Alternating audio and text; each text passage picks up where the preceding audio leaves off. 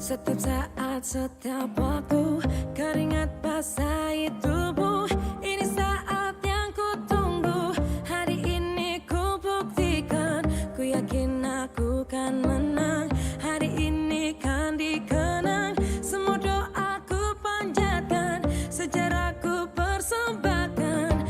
Terus fokus, satu titik, hanya itu, titik itu.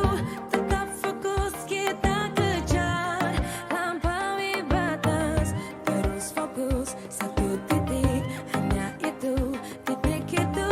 Tetap fokus, kita kejar, dan raih bintang. Yo yo ayo, yo ayo yo yo ayo, yo ayo yo yo ayo, yo ayo yo yo, oh oh oh, yo yo ayo, yo ayo yo yo ayo, yo ayo yo yo ayo. Kita datang, kita lihat, kita. Kalau menang berprestasi, kalau kalah jangan frustasi. Kalau menang solidaritas, kita galang sportivitas. Kalau menang berprestasi, kalau kalah jangan frustasi. Kalau menang solidaritas, kita galang sportivitas.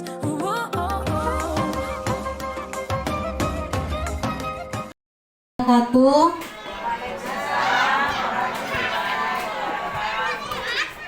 Alhamdulillah, puji syukur kita panjatkan atas kehadirat Allah Subhanahu wa taala, sehingga atas berkat dan rahmatnya lah sehingga kita bisa bertemu kembali di tempat ini dalam rangka melaksanakan kegiatan salah satu dari teman kita, yaitu diseminasi budaya positif. Adapun rangkaian dari kegiatan ini, yang pertama pembukaan. Marilah kita sama-sama membuka kegiatan ini dengan mengucapkan basmalah. Yang kedua, sepatah kata dari Kepala Sekolah UPTD SDN 20 Baru, kepada beliau kami persilahkan. Terima kasih. Bismillahirrahmanirrahim. Assalamualaikum warahmatullahi wabarakatuh. Waalaikumsalam warahmatullahi wabarakatuh. Pertama-tama marilah kita senantiasa sama-sama memanjatkan puji dan rasa syukur kehadirat Allah Subhanahu wa taala, karena di pagi yang berbahagia ini alhamdulillah kita masih diberikan kesempatan untuk berkumpul di ruangan kita ini. Tentunya ada hal-hal yang ingin kita laksanakan, atau dengan kata lain ada kegiatan diseminasi budaya positif. Ya, begitu pula selanjutnya salam dan salawat kita tidak lupa sampaikan kepada junjungan Nabi kita Muhammad Sallallahu Alaihi Wasallam, Nabi yang merupakan panutan bagi kita sekalian, merupakan pembawa rahmatan lil alamin. Amin ya rabbal alamin. Baik Bapak dan Ibu sekalian, pada kesempatan ini yang pertama saya ingin sampaikan kepada Bapak dan Ibu sekalian, tadi sudah disinggung bahwa ada kegiatan diseminasi. Dalam hal ini, dalam kegiatan ini saya sangat berharap kepada Bapak dan Ibu betul-betul dapat mengikuti dengan baik kegiatan ini, atau memanfaatkan waktu kita ini, karena saya rasa apa yang akan disampaikan nanti oleh guru CGP kita, yaitu Pak Amir, tentang diseminasi budaya positif ini, itu tentunya merupakan suatu hal yang baik, atau merupakan informasi, atau dapat menambah ilmu pengetahuan kita atau dapat menambah wawasan kita, ya. Saya kira seperti itu. Olehnya itu betul-betul kita manfaatkan ini dengan baik. Apalagi kita sudah meninggalkan siswa kita ini kurang lebih nantinya 1 jam. Olehnya itu tolong supaya betul-betul diikuti dengan baik. Saya lihat di situ diseminasi budaya positif. Ya, saya rasa kalau di sekolah kita ini sudah banyak budaya-budaya yang kita lakukan. Tinggal kita mau meningkatkan. Seperti misalnya budaya antre. Itu sangat perlu kita bagaimana membimbing atau selalu mengingatkan kepada anak-anak kita. Budaya antri, budaya matabe-tabe, ya, saya rasa seperti semua itu. Budaya senyum, budaya belajar, dan lain-lain sebagainya. Saya kira itu nanti lebih jelas akan disampaikan oleh guru CGP kita. Saya kira seperti itu yang saya harapkan.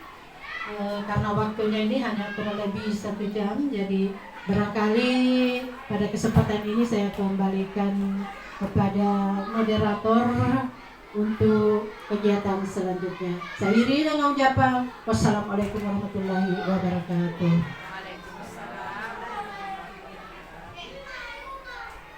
Itulah tadi sepatah kata dari Ibu Kepala Sekolah UPTD SDN 20 Baru.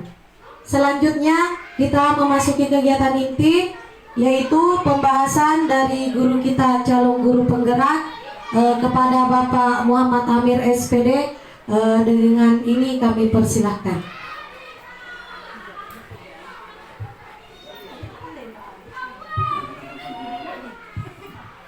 Bismillahirrahmanirrahim. Assalamualaikum warahmatullahi wabarakatuh. Yang saya hormati Ibu Kepala Sekolah UPTD 20 Baru, selaku motivator saya yang selalu memberi saya support semangat dalam kegiatan ber-CGP selama ini. Yang saya hormati rekan-rekan, Bapak Ibu guru, teman sejawat yang meluangkan waktunya dalam rangka pendidikan saya di guru penggerak ini, saya ucapkan terima kasih banyak. Baik Bapak Ibu guru yang hebat, hari ini pasti penasaran Ki, kenapa Ki disuruh ini acara apa ini Pak Amir. Nah, di sini saya punya kegiatan namanya diseminasi budaya positif. Di sini kami sebagai CGP disuruh membuat sejenis workshop atau kegiatan menyangkut diseminasi budaya positif. Nah, ini akan diupload nanti sebagai wujud aksi nyata saya sebagai di modul 1 ini. Baik, kita lanjut ya. Sebelum membacakan pantun, marilah kita sejenak berdoa. Semoga apa yang kita dapatkan pada hari ini mendapat ridho dan berkah Allah Subhanahu wa Ta'ala. Berdoa sesuai dengan agama kita masing-masing. Doa dimulai.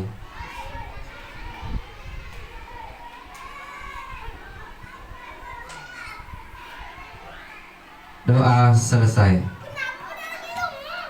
Baik, di atas ada sedikit pembuka. Burung elang, burung kata tua, kepakan sayap ke langit biru. Selamat datang Bapak Ibu guru semua. Mari bersiap belajar ilmu baru. Nah, ada materinya, ada 8. Sebentar saya akan paparkan secara detail satu persatu. Yaitu yang pertama mengenai perubahan paradigma belajar. Yang kedua, disiplin positif. Ketiga, nilai-nilai kebajikan. Keempat, mengenai kebutuhan dasar murid. Yang kelima, motivasi atau perilaku manusia. Yang keenam, posisi kontrol guru. Ketujuh, ada keyakinan kelas. Dan yang terakhir, segitiga restitusi. Kalau kita membahas secara satu persatu ini mungkin tidak cuma 1 jam ya, tapi akan memakan waktu yang banyak. Ya, di sini saya akan mengajukan pertanyaan. Bapak Ibu guru hebat cukup menjawab yes or no, ya atau tidak. Ya, pilih yes atau no, ya atau tidak. Pertanyaan pertama, setujukah Bapak Ibu apabila peserta didik kita memberikan hukuman yang disiplin? Ada yes, ada no. Oke.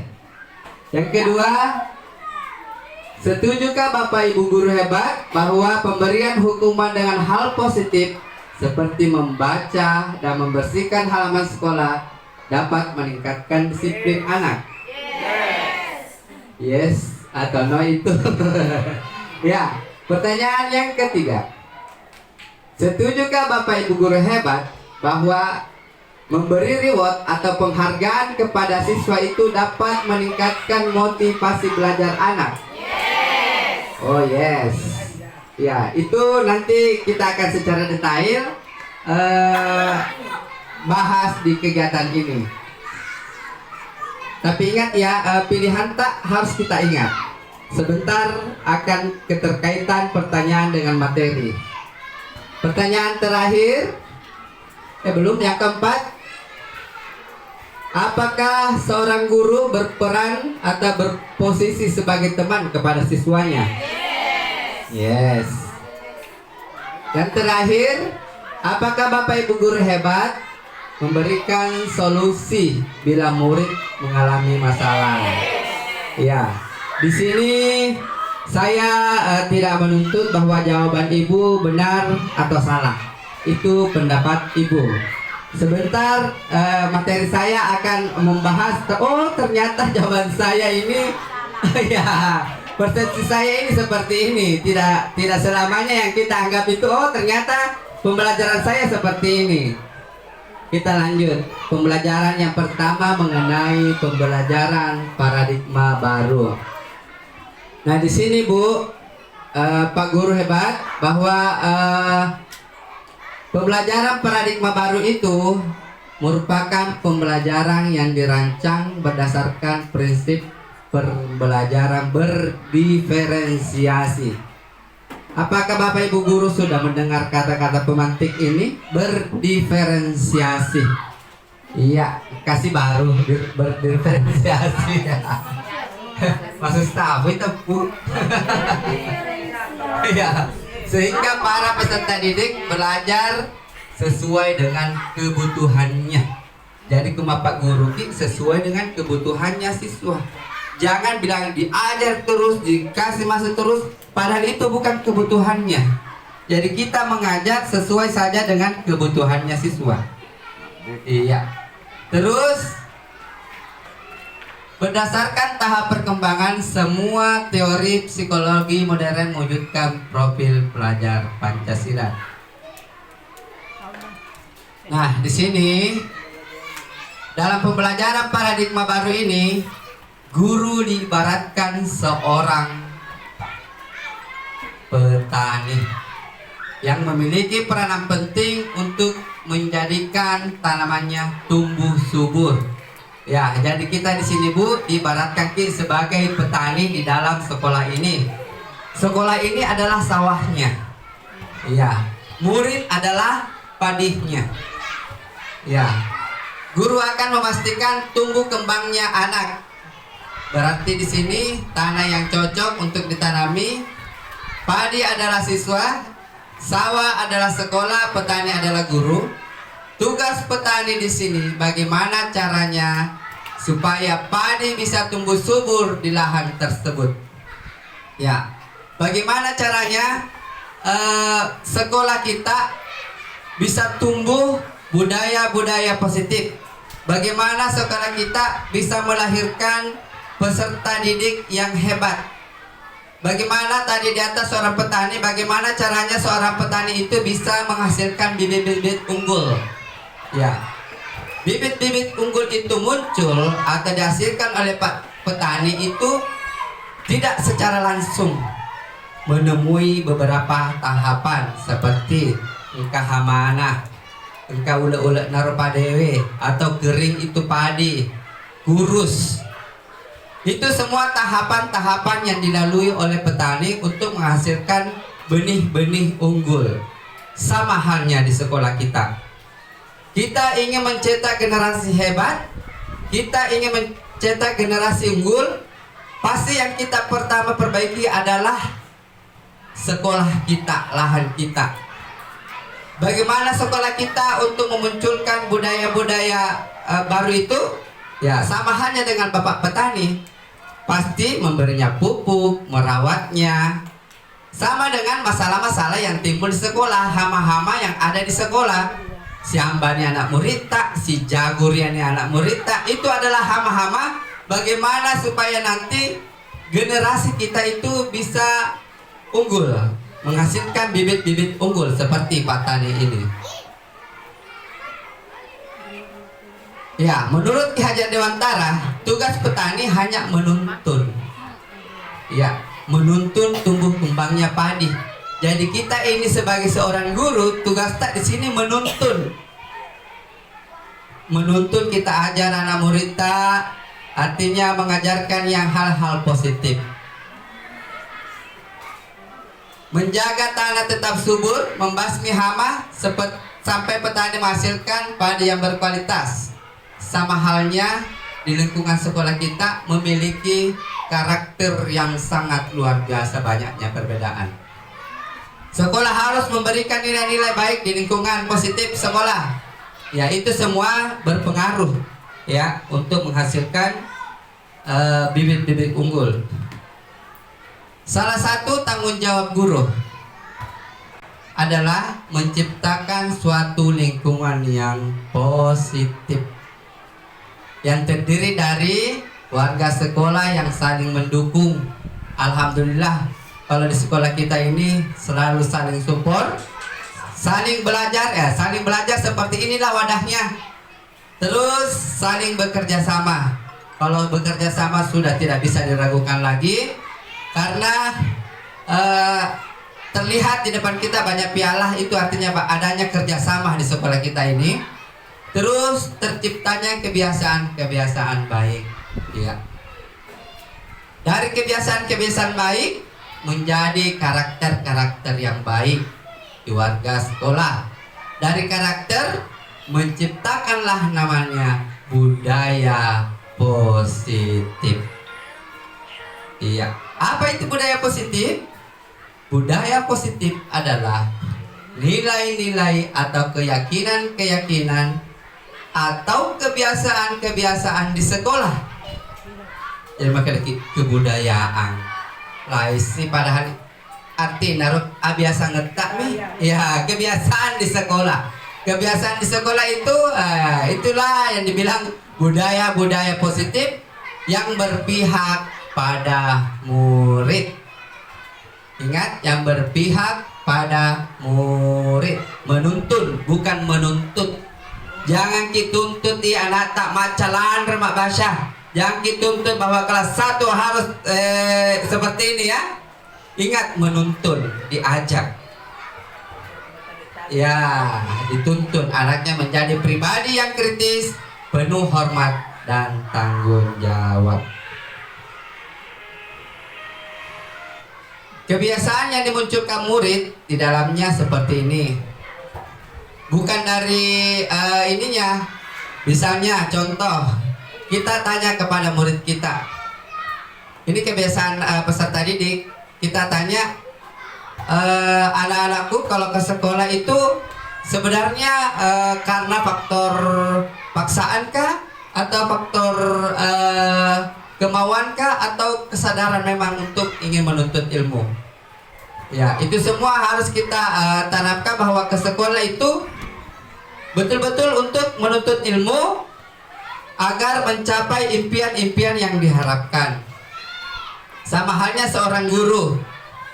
Ya, seorang guru itu misalnya kalau kita tuntut kebiasaan positif, apa sih tujuan kita datang mengajar? Apakah karena tuntunan atau karena memang kesadaran akan tanggung jawab? Iya. Ya, lanjut sudah ke materi kedua, mengubah paradigma stimulus yang harus kita rubah. Yang pertama yaitu realitas atau kebutuhan kita sama. Ingat, kebutuhan kita itu berbeda-beda ya. Jadi kita di sekolah ini kebutuhan kita berbeda-beda. Yang kedua, semua orang melihat hal yang sama. Sama halnya kalau kita lihat murid tak, jangan kita lihat, sama mana, macam mana, tidak. Murid kita itu berbeda-beda, memiliki karakter yang berbeda-beda dan keunikan masing-masing. Yang ketiga, mencoba mengubah agar berpandangan sama dengan kita. Terus yang perubahannya kita berusaha memahami pandangan orang lain tentang dunia. Terus orang lain bisa mengontrol saya. Teori kontrolnya itu hanya Anda yang bisa mengontrol diri kita. Nah, di sini sudah masuk ke pelajaran ketiga mengenai nilai-nilai profil Pancasila. Ada yang tahu Ibu nilai-nilai profil pelajar Pancasila? Ada di atas nilai-nilai profil pelajar Pancasila. 1. Beriman dan bertakwa. Apa contoh beriman dan bertakwa yang sudah diterapkan di sekolah kita? Tadi pagi guru agama, Masya Allah, literasi sholat duha dirangkaikan dengan zikir dan pidato ya. Pildacin luar biasa. Itu merupakan salah satu budaya positif di sekolah kita yang sudah terlaksana sejak lama. Di kelas 6 itu zikir sebelum belajar. Iya, di kelas 6 ada zikir sebelum belajar.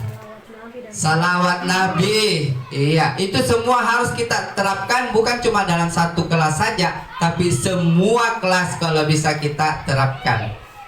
Yang kedua ada nilai mandiri. Ya, di sini mandiri. Anak-anak di sini bisa artinya di dalam kelas bisa percaya diri dengan kemampuannya.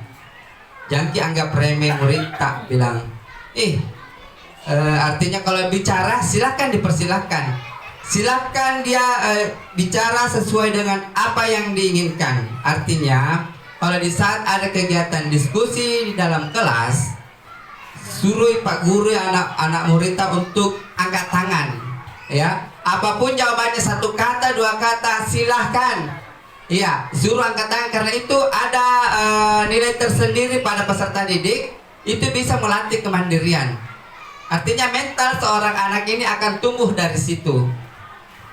Yang ketiga, bernalar kritis. Nah, ini tuntutan zaman sekarang, harus pintar bernalar kritis.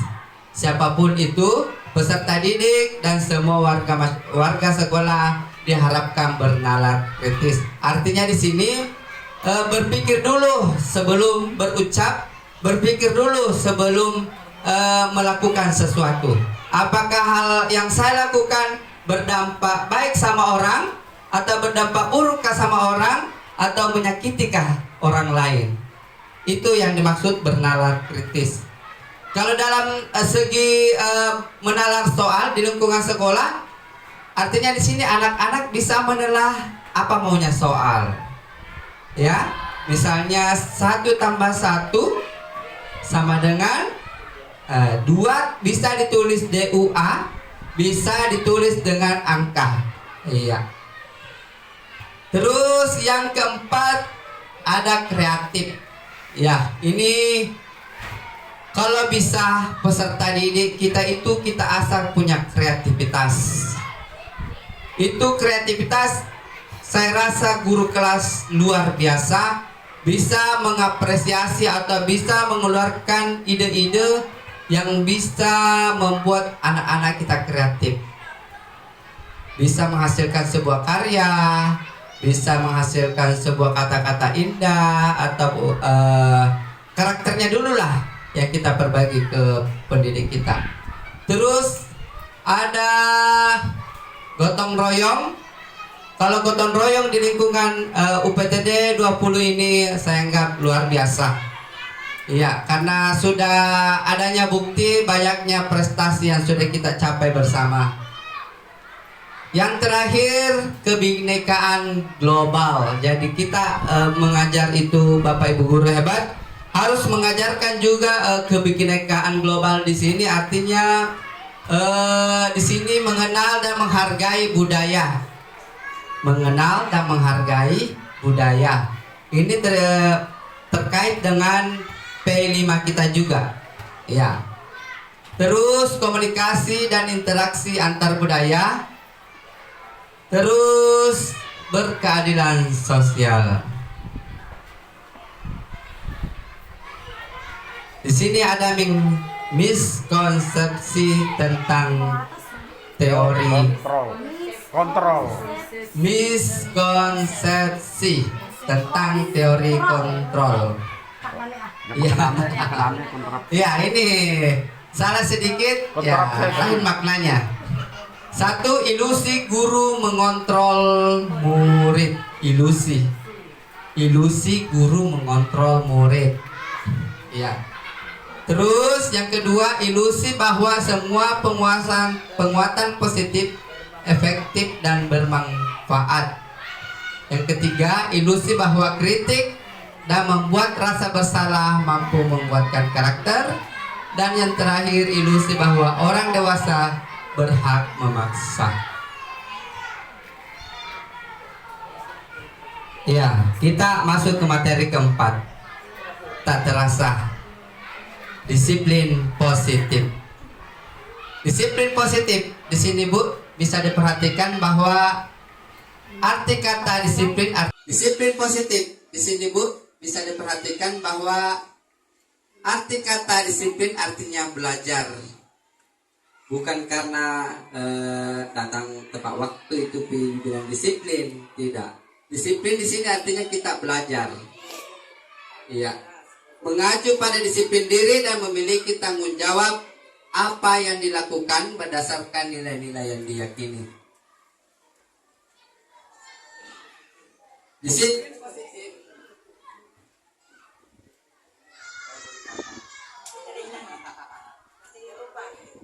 Disiplin positif merupakan salah satu cara penerapan disiplin yang bertujuan untuk menumbuhkan kesadaran serta memberdayakan peserta. Tanpa imbalan.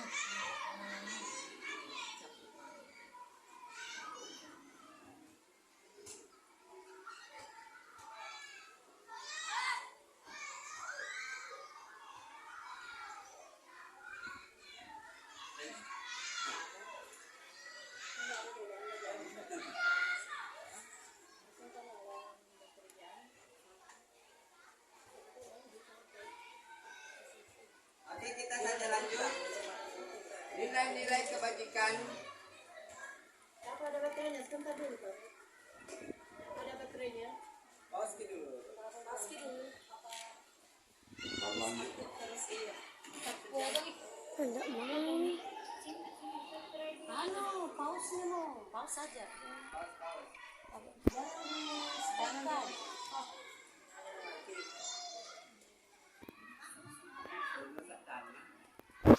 Yes.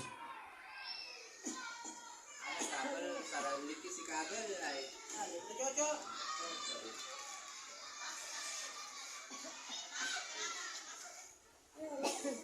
Speaker laptop di kelas. Kebutuhan bertahan hidup, survival. Kebutuhan ini mencakup kebutuhan dasar untuk kelangsungan hidup seperti makanan, air, tempat tinggal, dan keamanan fisik. Selain itu, kebutuhan ini juga mencakup kesehatan dan kesejahteraan fisik. Dalam konteks pendidikan, memastikan siswa memiliki akses ke makanan, perlindungan, dan lingkungan yang aman adalah dasar untuk mendukung pembelajaran yang efektif. 2. Kebutuhan cinta dan rasa memiliki, love and belonging.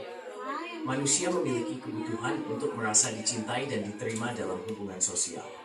Ini mencakup kebutuhan untuk memiliki ikatan yang dekat dengan keluarga, teman, dan komunitas. Di lingkungan sekolah, membangun hubungan positif antar siswa, serta antara siswa dan guru, sangat penting untuk memenuhi kebutuhan ini dan menciptakan rasa kebersamaan serta dukungan.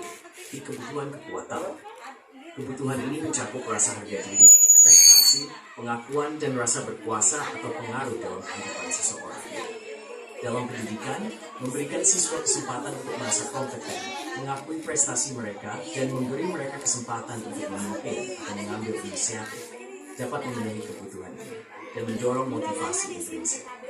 Nomor, kebutuhan kebebasan. Manusia memiliki kebutuhan untuk memiliki kontrol atas hidup mereka dan kebebasan untuk membuat pilihan. Dalam lingkungan belajar, ini dapat diterjemahkan sebagai memberikan siswa kesempatan untuk membuat pilihan tentang apa yang mereka pelajari, bagaimana mereka belajar, dan bagaimana mereka menunjukkan pemahaman mereka. Memberikan ruang untuk kreativitas dan otonomi membantu memenuhi kebutuhan ini. Kebutuhan kesenangan. Kebutuhan ini berkaitan dengan mencari kesenangan, hiburan, dan kegembiraan. Menikmati kegiatan yang menyenangkan dan memiliki waktu untuk bermain adalah bagian penting dari kehidupan manusia. Dalam konteks pendidikan, mengintegrasikan elemen-elemen kesenangan dalam proses pembelajaran, seperti permainan, aktivitas kreatif, dan pembelajaran berbasis proyek, dapat membuat belajar lebih menarik dan menyenangkan bagi siswa. Memahami dan memenuhi 5 kebutuhan dasar ini dalam pendidikan dapat membantu menciptakan lingkungan belajar yang lebih seimbang, mendukung dan memotivasi bagi siswa. Ya, itulah cuplikan 5 kebutuhan siswa kita.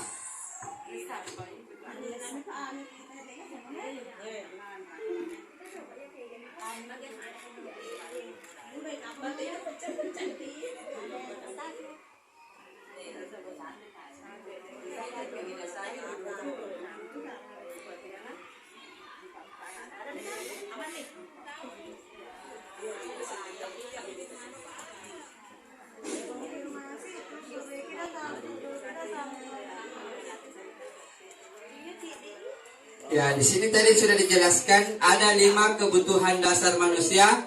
Yang pertama yaitu bertahan hidup. Pernah enggak peserta didik, Bapak Ibu guru hebat di kelas bahwa siswa tak berkelahi di dalam kelas? Nah, ya, biasa juga ada di situ mapajak-pajak apa, ada sih. Ya, itu salah satu contoh kasus bahwa ya, kita harus menyelidiki kenapa peserta didik bisa demikian. Bisa jadi karena dia faktor bertahan hidup. Yang di sini di dalamnya bisa berupa makanan, bisa berupa pakaiannya, tempat tinggalnya, keamanan, dan kesehatan. Jadi seorang Bapak Ibu guru hebat itu, kalau di sekolah, di awal pembelajaran itu menanyakan keadaan peserta didiknya. Bagaimana kabarnya anak-anak hari ini? Apakah sudah ditanya juga, jangan cuma kesehatan, bagaimana dengan apakah sudah makan, minum, atau ke sekolah? Ya, itu harus kita tanyakan. Kalau bisa tanyakan juga keadaan keluarganya. Ya, itu masuk semua dalam kebutuhan peserta didik. Terus keamanan di dalam kelas. Kalau kita mengajar, kita harus tahu keamanan sekolah kita. Apakah anak-anak merasa aman di sekolah? Sempat dia mempunyai temannya ada yang kurang berkenan dengan dia, atau ada yang suka mengintimidasi temannya, itu harus ditanyakan kepada peserta didik. Karena itu salah satu faktor anak-anak merasa tidak nyaman di sekolah. Kedua, kebutuhan kasih sayang dan rasa diterima. Itu anak murid, ibu guru mau juga disayang, mau juga diterima. Ya, kalau di sekolah, ya kita selaku orang tua kedua. Jadi kita di sini betul-betul memberikan kasih sayang kepada peserta didik kita tanpa membedakan anaknya si Anu, anaknya si Anu. Di sini harus kita samakan semua bahwa kebutuhan kasih sayang ini harus kita berikan kepada peserta didik. Yang ketiga, kebutuhan penguasaan. Di sini peserta didik kita juga mau dihargai. Betul nggak Bapak Ibu Guru? Ya, betul. Peserta didik kita itu mau dihargai. Bagaimana caranya? Mengapresiasi peserta didik kita apabila sudah menjawab soal, kita kasih tepuk tangan atau kasih jempol. Itu sebagai wujud penghargaan dan harga diri anak itu akan merasa dibangkitkan. Terus kebebasan, ya, kebutuhan kebebasan. Kalau saya tanya Bapak Ibu Guru, mau enggak bebas? Butuh enggak kebebasan? Butuh. Semua butuh kebebasan. Karena ini ada 5 kebutuhan dasar seorang manusia. Yang keempat ini adalah kebebasan. Tidak ada orang ditekan, ya. Seperti Mana Morita, kalau disuruh bekerja, cepat kerja 1 menit. Tertekan enggak? Tertekan. Artinya di sini kita memberikan kebebasan kepada anak murid kita. Bagaimana caranya supaya bisa mengerjakan pekerjaannya sesuai yang kita harapkan. Dan yang terakhir, kebutuhan kesenangan. Ada enggak di sini Bapak Ibu Guru hebat yang tidak suka senang? Ada yang suka di sini bersedih terus? Tidak ada ya. Ya, kesenangan. Artinya di sini kita semua butuh kesenangan. Bagaimana caranya memunculkan kesenangan itu? Terutama di dalam kelas. Ya, kalau peserta didik kita usahakan bikin permainan. Jangan teori terus kalau mengajar padukan antara permainan, bisa juga menyanyi. Pokoknya hal-hal yang menarik yang bisa membangun sinergitas di dalam kelas. Contohnya ice breaking. Ice breaking ini salah satu contoh kegiatan permainan yang bisa meningkatkan semangat peserta didik kita di awal dan di akhir pembelajaran. Ini sudah sangat ampuh, sudah saya terapkan dan anak-anak para suka ya, senang. Nah, itulah tadi materi kelima kita mengenai kebutuhan dasar peserta didik. Kita lanjut ke materi kelima. Tinggal 3 lagi. Motivasi perilaku manusia. Ya, ternyata itu manusia harus selalu dimotivasi. Ya, motivasinya itu ada 2 penyebabnya. Ada yang dari dalam diri, ada yang dari luar. Contoh, bagaimana caranya kita bisa memotivasi diri kita sendiri? Contoh ya, Bapak Ibu Guru hebat. Saya ini pasti bisa. Saya ini ganteng. Saya ini cantik. Siapa yang bisa banggakan diri kita kalau bukan kita diri sendiri? Iya, kita harus yakin ya. Kita punya karakter bahwa saya bisa. Itu motivasi internal. Nah, di sini. Terus untuk faktor eksternalnya, biasanya itu karena mau dihargai atau mau mendapat penghargaan atau mau mendapat imbalan sehingga datang atau melakukan hal-hal yang positif. Ya, di sini ada materi ke-6 mengenai hukuman dan konsekuensi. Kita lanjut ke video lagi.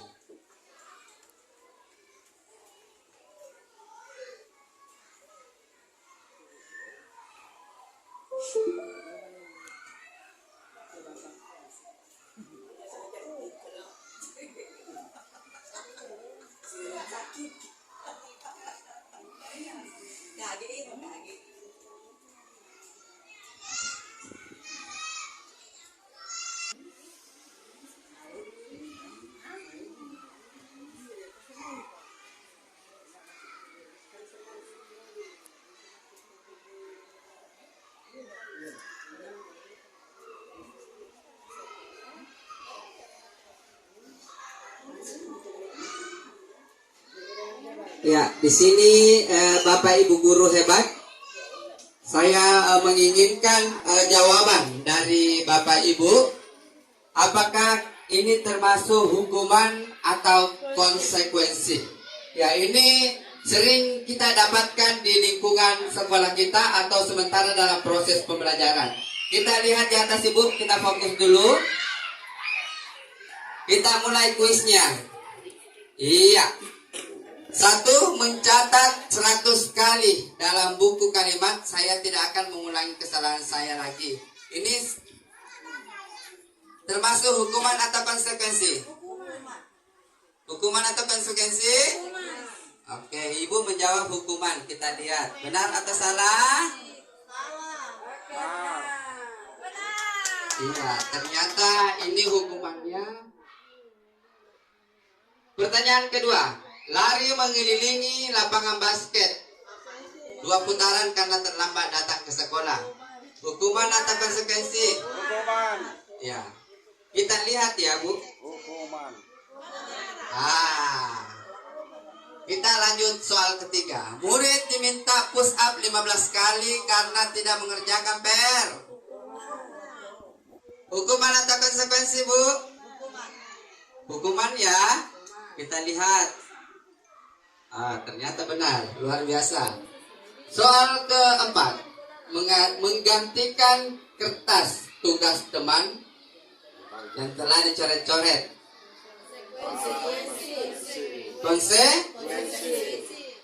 Ternyata hebat semua.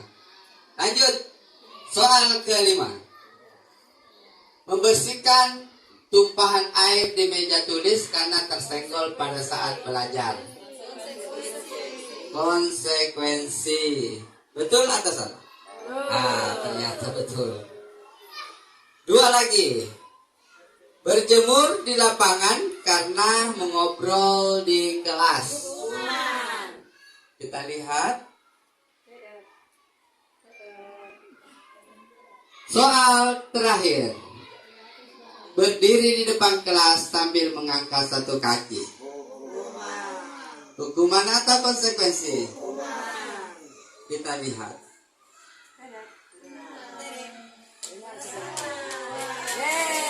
Luar biasa.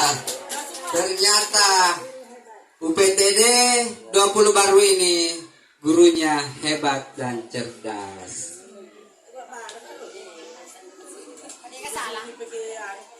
Nah, sekarang kita lanjut ke materi ke-7 ya, mengenai posisi kontrol guru.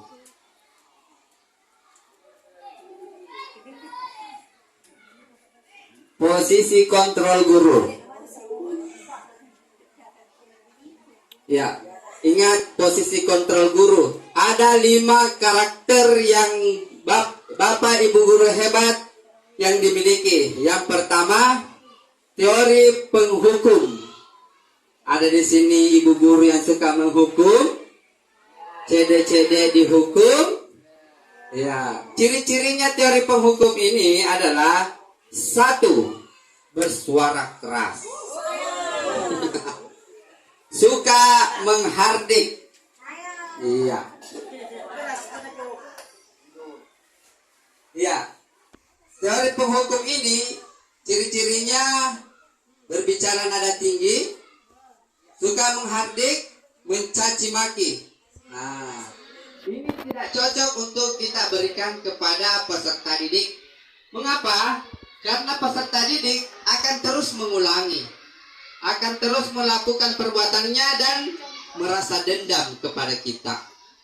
Nah, yang kedua, sifat posisi kontrol pembuat rasa bersalah.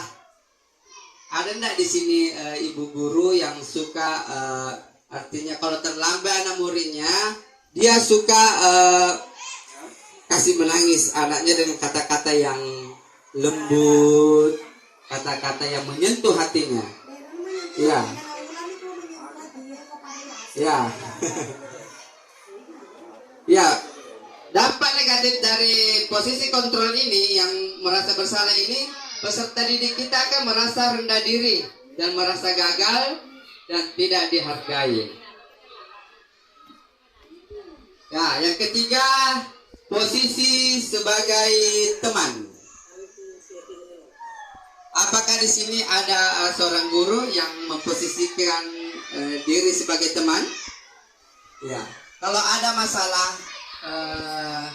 misalnya terlambat peserta didik, contoh kalau kita memposisikan sebagai teman, artinya di sini dia mengajak bicara seakan-akan dia seperti temannya. Ini juga ada dampak negatifnya. Kalau kita posisi kontrol sebagai teman, dia menganggap rendah temannya. Sanggota maya guru Nah, terus dapat iki. Dia artinya tidak mengetahui batasan-batasan. Karena kita sudah menganggapnya sebagai teman. Terus keempat, posisi sebagai pemantau. Pemantau di sini artinya selalu mengandalkan perhitungan data, ekspresi, terus mengulangi pelajaran yang terlambat.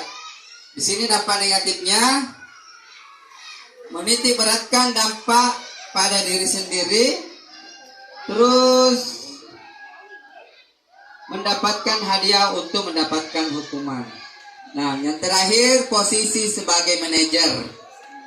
Di sini posisi sebagai manajer, guru diharapkan bisa seperti ini. Guru sebagai manajer semua. Ya, kenapa saya mengatakan bahwa posisi kontrol manajer ini berhasil membuat peserta didik meningkatkan bakatnya serta bisa mengevaluasi diri bagaimana menjadi diri yang lebih baik. Nah, berikut ada cuplikan posisi kontrol seorang guru.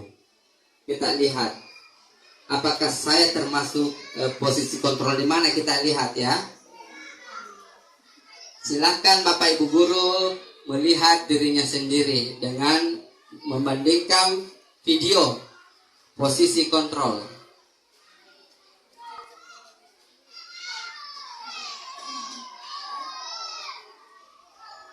Lima posisi kontrol.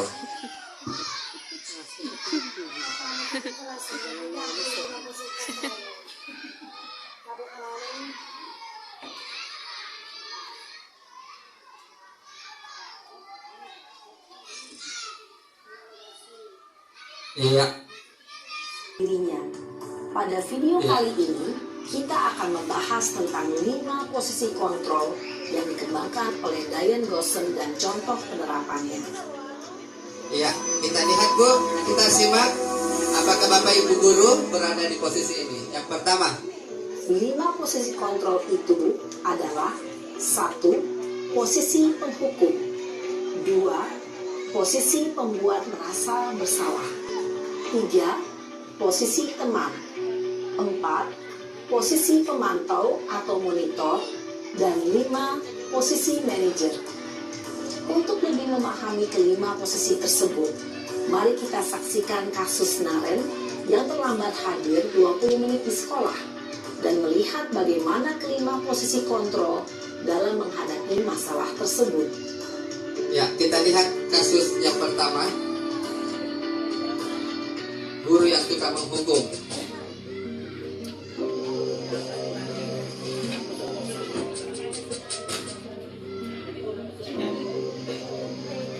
Naren!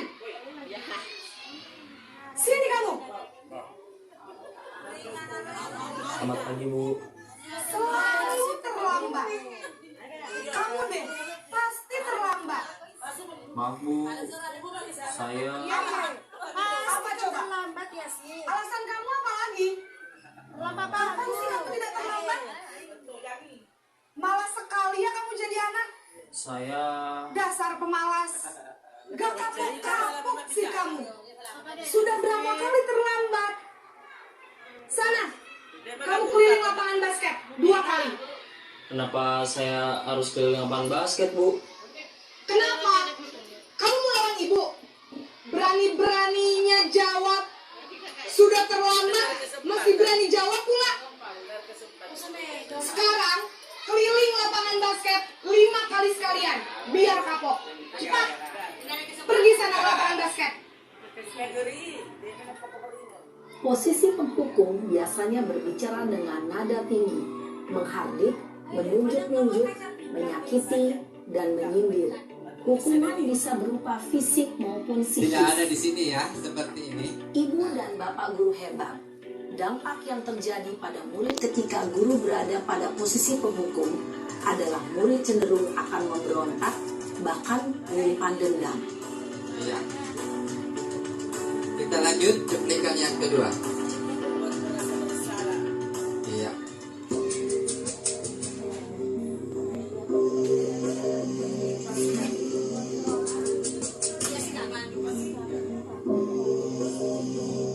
Naren,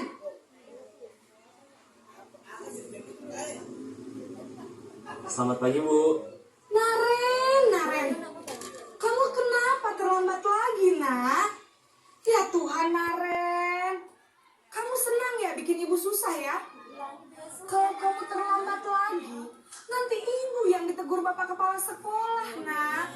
Disangka ibu tidak bisa minat kamu.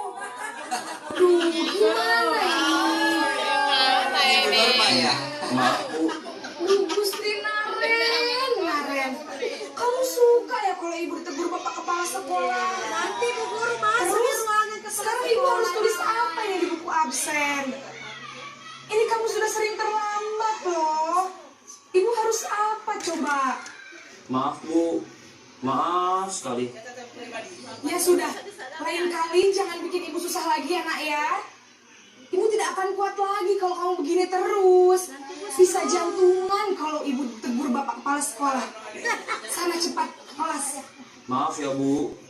Maaf sekali. Posisi pembuat rasa bersalah berbicara dengan nada tenang, cenderung lembut. Namun kata-kata yang diutarakan membuat murid merasa menjadi orang yang gagal, memandang buruk dirinya sendiri, merasa tidak berharga, dan tidak sanggup membahagiakan orang lain. Ketika guru mengambil posisi pembuat rasa bersalah, murid akan menganggap dirinya yang bersalah dan ia akan menyimpan emosi negatif tersebut di dalam dirinya. Ya, posisi teman kita lihat.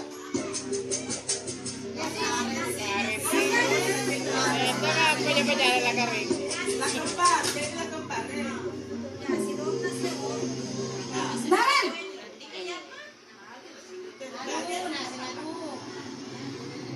Selamat pagi, Bu. wah, sudah jam berapa ini nak? Terlambat lagi ya sayang. Iya, Bu. Habis ibu saya lupa bangunkan saya, Bu. Kamu malah menyalahkan ibu kamu. Kamu bukannya anak yang larinya paling kencang. Kok terlambat sih? Iya, Bu. Saya memang terlambat bangun tadi. Jadi, biarpun saya lari kencang, tetap gak kekejar, Bu. Ya sudah sana. Nanti lain kali larinya lebih kencang lagi ya. Biar gak terlambat lagi. Bikin senang ibu. Demi ibu. Bisa kan? Bisa lah, Bu. Ya sudah sana masuk kelas. Ibu beresin urusan absen kamu. Kamu ini ada-ada saja. Dalam posisi teman, guru berbicara dengan nada suara ramah, akrab, cenderung bersenda gurau untuk menjaga suasana tetap santai. Murid akan merasa senang, aman, dan akrab dengan guru. Identitas yang tercipta adalah identitas sukses atau berhasil. Namun, perlu diingat, karena ini masih dorongan eksternal, maka ada faktor ketergantungan dari murid kepada orang tertentu. Di sini guru absennya, sehingga di lain waktu murid bisa berperilaku baik, namun hanya kepada orang-orang tertentu saja. Ya. Kita lihat keempat, posisi pemantau.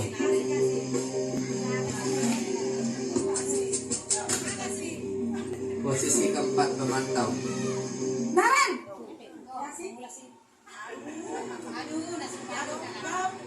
Selamat pagi, Bu. Naren, apa peraturan sekolah kita tentang jam berapa kita harus masuk sekolah, nak? Kita harus di sekolah jam 7, Bu. Iya betul, sekarang sudah jam 7.20.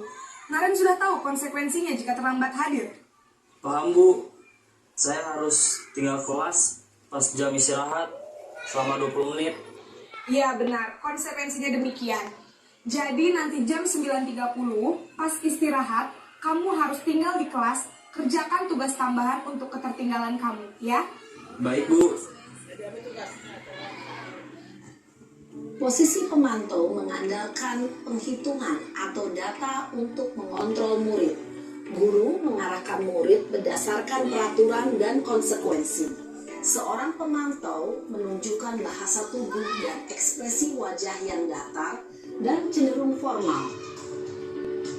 Iya, tinggal satu posisi sebagai manajer.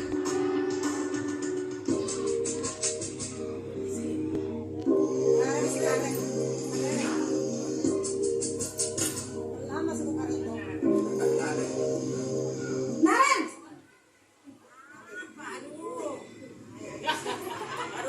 Selamat pagi, Bu. Selamat pagi Naren. Maaf, Bu. Saya terlambat. Iya, sekolah masuknya jam 7, sekarang sudah jam 7.20. Jadi sekarang bagaimana ini Naren? Maaf, Bu. Saya lupa setel alarm saya semalam. Baiklah, menurut kamu, keyakinan sekolah yang mana yang perlu kamu tingkatkan? Menghargai diri sendiri dan orang lain mungkin ya, Bu. Setuju. Jadi, apakah Naren meyakini prinsip saling menghormati tersebut? Iya, Bu. Saya meyakininya. Apakah Naren bersedia memperbaiki masalah keterlambatan ini? Bersedia, Bu. Bagaimana kamu akan perbaiki masalah keterlambatan ini? Saya akan coba untuk tidak lupa menyetel alarm saya, Bu. Baik, kalau Naren lupa menyetel alarm di rumah, ada orang yang kira-kira bisa bantu mengingatkan tidak? Ada, Bu. Kakak saya, Kak Emma. Ada lagi selain Kak Emma? Selain Kak Emma, ada ibu saya. Baik, jadi yang mengingatkan Naren adalah Kak Emma dan ibu kamu ya? Kira-kira akan mulai setel alarm kapan nih Naren? Setelah pulang sekolah, akan segera saya lakukan. Baik, jadi Naren akan setel alarm untuk bangun besok pagi dan akan diingatkan oleh kakak dan ibunda Naren ya. Ada lagi yang mungkin perlu dilakukan Naren agar tidak terlambat bangun lagi? Tidak ada, Bu. Baik Naren, terima kasih untuk kerjasama kamu. Sekarang kamu perlu kembali ke kelas untuk belajar. Baik, Bu. Terima kasih. Posisi manajer adalah posisi kontrol yang disarankan untuk membimbing murid memiliki sikap disiplin yang positif, yaitu murid yang mandiri, bertanggung jawab, dan dapat memecahkan masalah. Tujuan dari posisi ini adalah agar murid dapat berefleksi atas tindakannya. Guru akan dengan tulus memberikan pertanyaan-pertanyaan bermakna, sehingga membuat murid dapat belajar dari kesalahannya dan mencari sebuah solusi untuk menyelesaikannya. Ibu dan bapak guru hebat, setelah mengamati adegan kelima posisi kontrol tadi, kira-kira posisi mana yang paling ideal? Posisi mana yang dapat menunjang motivasi intrinsik murid? Ya, tentu posisi manajer. Posisi ini memang posisi ideal yang ingin dituju setiap pendidik. Pada posisi inilah, guru dapat menerapkan disiplin positif yang berpihak pada murid, yang memerdekakan murid. Perjalanan seorang pendidik tentunya tidak mudah untuk sampai pada posisi seorang manajer. Namun, tujuan kita pasti, yaitu menciptakan murid-murid yang mandiri, merdeka, dan bertanggung jawab. Semoga penggambaran 5 posisi kontrol yang telah diperlihatkan ini dapat menjadi ajang refleksi bagi kita semua, agar dapat terus mengasah dan menerapkan disiplin positif yang memerdekakan murid. Mari terus berlatih dan bersemangat. Selamat menerapkan. Salam dan bahagia, Ibu dan Bapak Guru hebat.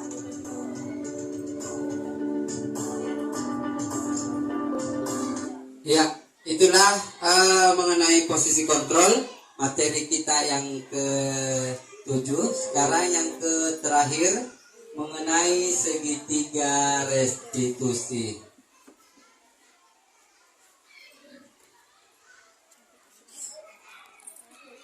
Ya, segitiga restitusi di sini.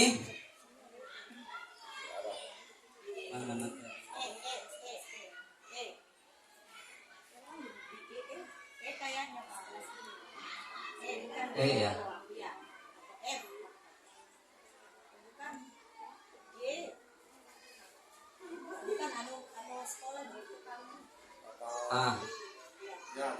Oh, ini tadi.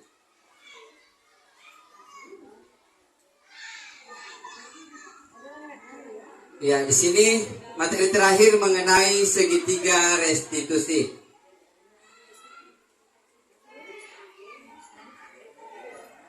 Apakah segitiga restitusi itu? Ya, segitiga restitusi adalah suatu dialog yang dijalankan oleh guru agar dapat menghasilkan murid yang mandiri dan bertanggung jawab. Segitiga restitusi adalah langkah-langkah yang kita gunakan ketika ada suatu masalah di sekolah. Contohnya tadi terlambat ke sekolah. Bagaimana cara kita menerapkan segitiga restitusi ini pada peserta didik? Yang pertama, kita harus mengidentifikasi dulu apa masalahnya. Ya, di sini menstabilkan identitas. Berbuat salah itu wajar. Ini contoh kasus ya. Berbuat ini kata-kata pemantik yang kita ucapkan kepada peserta didik kita apabila ada masalah. Contoh tadi terlambat. Berbuat salah itu wajar. Tidak ada manusia yang sempurna. Ibu bapak juga pernah melakukan hal itu. Kamu berhak merasakan itu. Ini kata-kata pemantik. Senjata yang bapak ibu guru bisa copy ketika ada masalah di sekolah kita.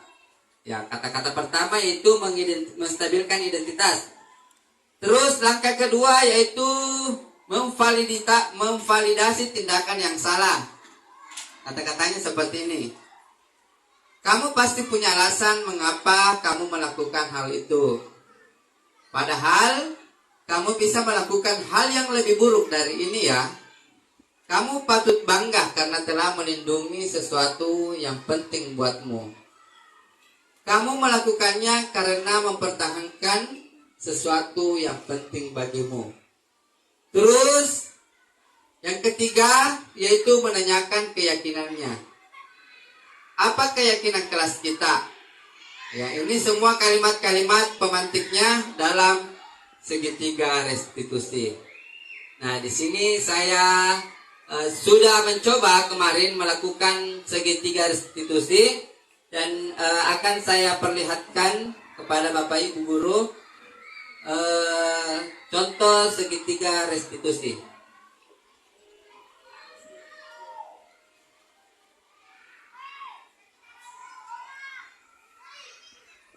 Ini contoh kasus di sekolah kita.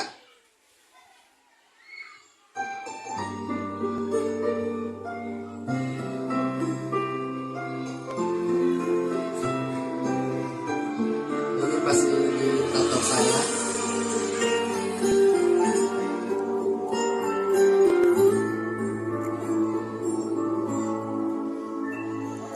Bisa aku menatap langit, apa engkau juga menatapnya?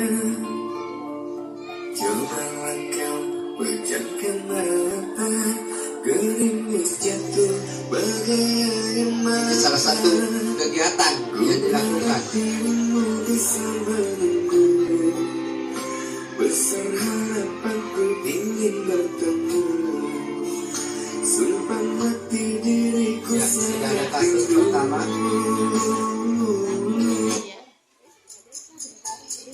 Iya, ini sekolah kita.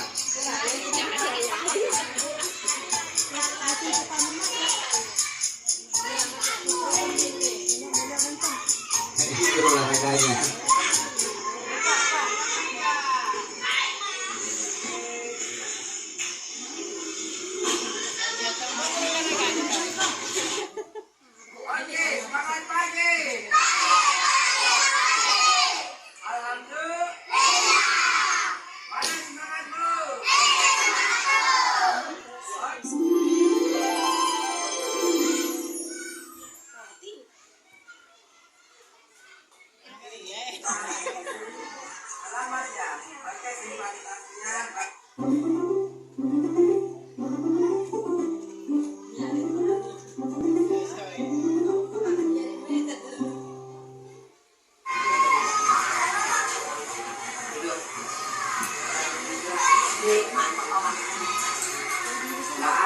Adit. Nah, Adit tahu kenapa saya panggil ke kantor?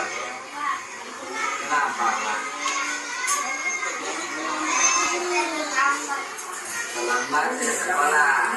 Iya. Adit tahu kenapa apa alasannya Adit kenapa terlambat? Apakah terlambat bangun atau tidak bisa sekolah? Terlambat bangun. Kalau terlambat bangun, apakah tidak ada yang membangunkan di rumah? Ada ibu, ada ayah? Ada. Ada. Begini nah Adit, untuk solusi dana Adit ini karena baru pertama kali sedang melanggar aturan ini, maka bagi guru memaklumi. Yang penting jangan diulang lagi, Dina. Oke, ingat kalau sebelum tidur harus membunyikan dulu alarm kecil manis tentang karena Adit bersekolah. Ya.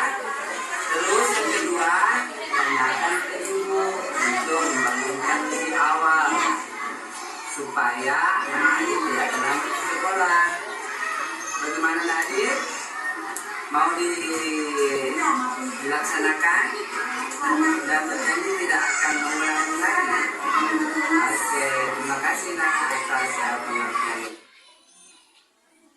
Ya, kasus kedua. Peserta didik membuang sampah sembarangan.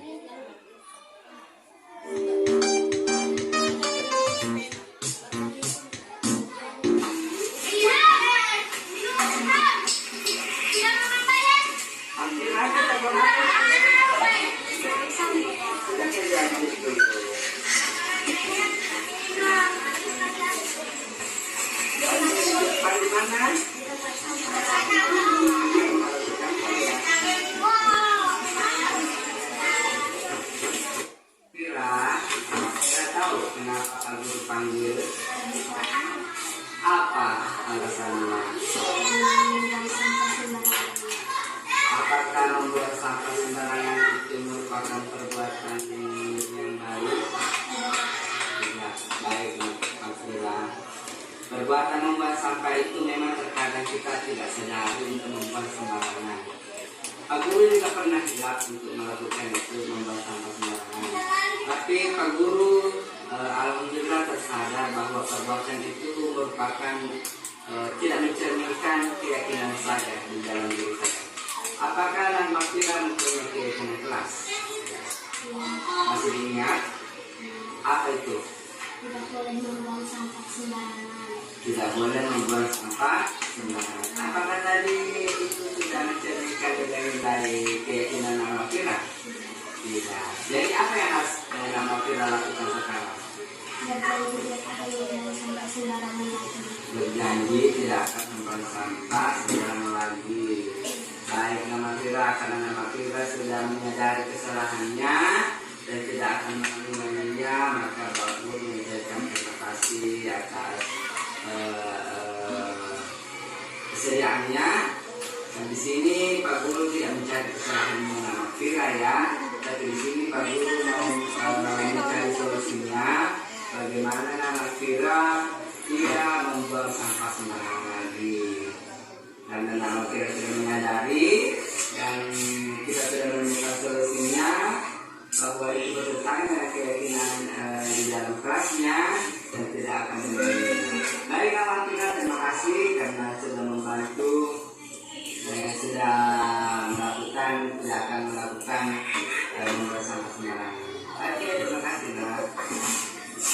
Saya Aditya Novan, saya siswa kelas 4. Tadi saya terlambat datang ke sekolah karena terlambat bangun. Setelah mendengar motivasi dari Pak Amir, saya dan motivasi dan tidak ingin terlambat lagi. Dan saya semangat lagi ke sekolah. Pak Amir tidak menghukum saya tadi waktu terlambat ke sekolah. Saya sangat senang dan akan selalu mendengar dan mengingat nasihat Pak Amir. Nama saya Fira dari kelas 5 SD UPTD Bogor. Setelah berdiskusi dengan Pak Amir, saya sangat senang karena Pak Amir tidak menghukum saya karena membuang sampah sembarangan.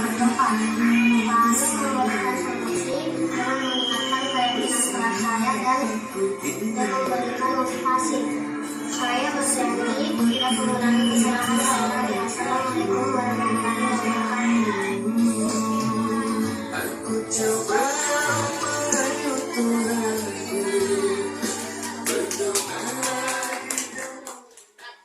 Ya, itulah salah satu contoh menangani kasus segitiga restitusi.